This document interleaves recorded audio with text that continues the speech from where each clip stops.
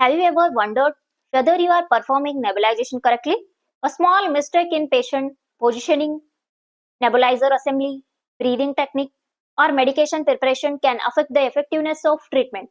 In this video, we will learn the nebulization procedure step by step, including patient preparation, equipment, correct technique, monitoring, aftercare, and common mistakes. So let's begin. Who all have visited first time on this channel, please do subscribe and watch.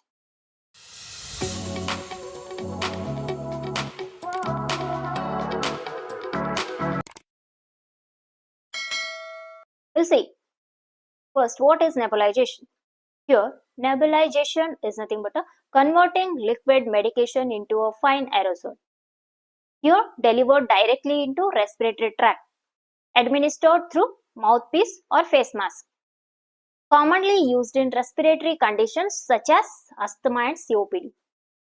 Useful when a patient cannot effectively use certain inhalers. Next, we'll see the types of nebulizers. Here are three common types: jet nebulizer, ultrasonic nebulizer, and then mesh nebulizer. Today's demonstration is on jet nebulizer. We'll see the indications. When is nebulization used? In the case of bronchospasm, asthma exacerbation, COPD exacerbation, wheezing, difficulty using inhaler device, other indications as prescribed. Here, important is the medication and dose must be prescribed appropriately. Next, we'll see the equipments. Required equipments here, checklist.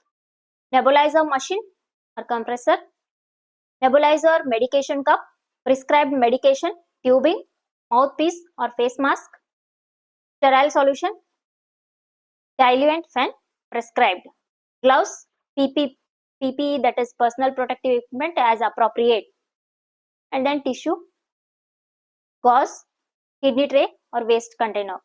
These are the equipments required for nebulization procedure, nebulization technique. Before starting the procedure, we need to assess the patient, verify patient identity, check prescription or medication, explain the procedure to the patient, and then assess respiratory rate and breathing pattern, assess oxygen saturation when clinically indicated, and then check for wheezing or respiratory distress. Perform hand hygiene, and then position patient upright or comfortably sitting. Prepare the nebulizer. In step 1, medication preparation. First, we need to prepare the medication for nebulization procedure. Perform hand hygiene, assemble tubing and nebulizer cup, check medication and expiry, add the prescribed medication to the nebulizer cup. Do not exceed the manufacturer's recommended fill volume, and then do not mix medications unless specifically indicated. And then the Indian guidelines emphasizes using the prescribed correct fill volume and appropriate device operation. Connect the device. Step 2, assemble correctly. Here, compressor, tubing, nebulizer cup, mouthpiece or mask we can say. Ensure connections are secure. Keep the nebulizer cup upright, and then place the mouthpiece correctly or fit the mask over the nose and mouth. This is the second step. Okay. Next, we'll see third step. Start nebulization. Start the treatment. Here, switch on the compressor. Confirm visible mist, a cloudy of teeny water drops that are floating in the air near the ground. And then ask the patient to breathe through the mouth. Take normal breaths with occasional slow, deeper breaths. And then avoid talking during treatment. And then keep the nebulizer upright.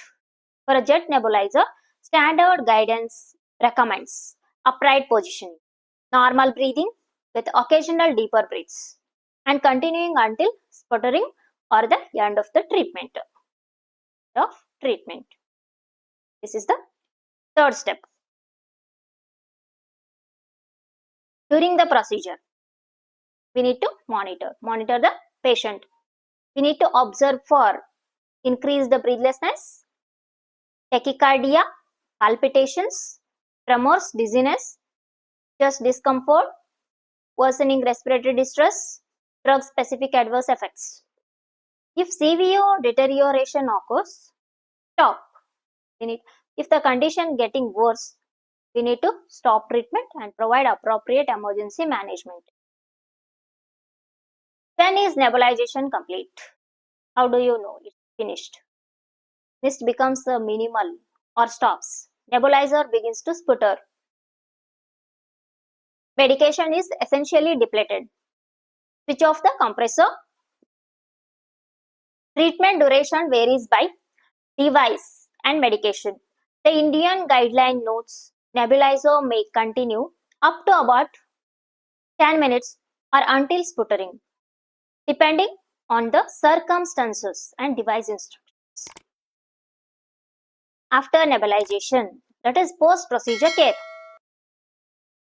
Switch off the machine, remove mask or mouthpiece, assess patient's breathing, recheck SpO2 when indicated, reassess wheezing and respiratory symptoms, provide oral care, rinse mouth when appropriate, particularly after inhaled corticosteroid therapy, and then document medication, dose, response and adverse effects. Next, cleaning and infection control. Here, don't skip this step, okay? Very important. Discard leftover medication. Disassemble reusable components as recommended. Clean and disinfect according to manufacturer facility protocol. And then use appropriate sterile fluid when required for rinsing respiratory equipment. And then allow components to dry completely, store appropriately. And then CDC guidance, that is Center for Disease Control and Prevention. Guidance emphasizes aseptic medication handling and appropriate cleaning or disinfection of reusable nebulizer equipment. Next, 5 common mistakes. We need to stop these mistakes. Patient lying flat unnecessarily, nebulizer cup tilted during treatment, patient continuously talking, and then incorrect medication preparation, reusing contaminated equipment. These are the mistakes we need to avoid. Next, final quick, this one, revision. Nebulization, here 7 easy steps, okay? We need to assess the patient, we need to explain the procedure to the patient, we need to prepare for the procedure, and then assemble, and then give the position, nebulize, and reassess. These are the 7 easy steps of nebulization.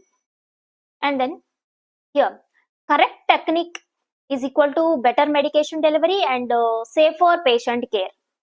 If this class helped you, like, share with your friends, subscribe to Fire Medical Tutorial. Comment nebulization if you want more clinical procedure classes. Thank you for watching.